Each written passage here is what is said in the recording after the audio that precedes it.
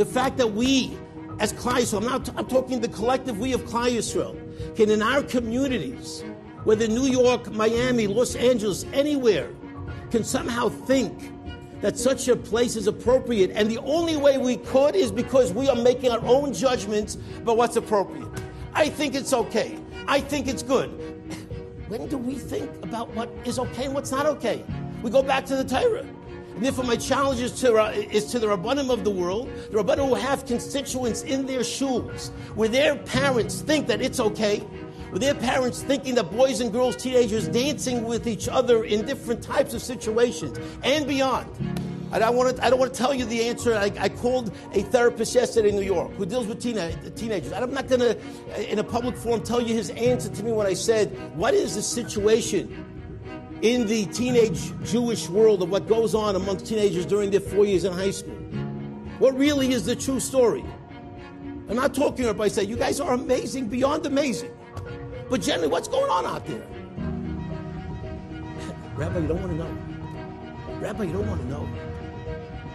That we're going to sit there and they're going to be parents who are going to feel it's acceptable and why? Ask a shayla.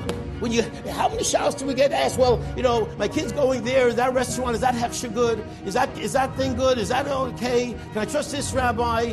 What about this sign? Kashrus? We want to. Oh boy, we're asking a whole bunch of shaylas. And this you don't ask a shayla? And it shouldn't be a shayla. It should be so well known.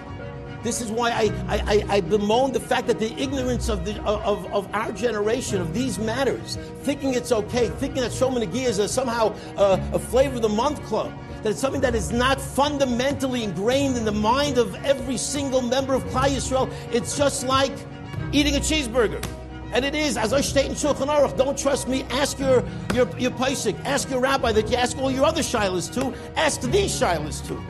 For some reason, all of a sudden now we decide things personally. Well, I'm a parent, it's my child, and I think hanging out for 4 hours down in one of the worst neighborhoods in Los Angeles is perfectly appropriate. Perfectly appropriate. I'm not going to ask a rabbi what's halachic implication. Why not? Why not? Zos chukas haTorah. Everything ultimately is a chok, Rabbi Isai.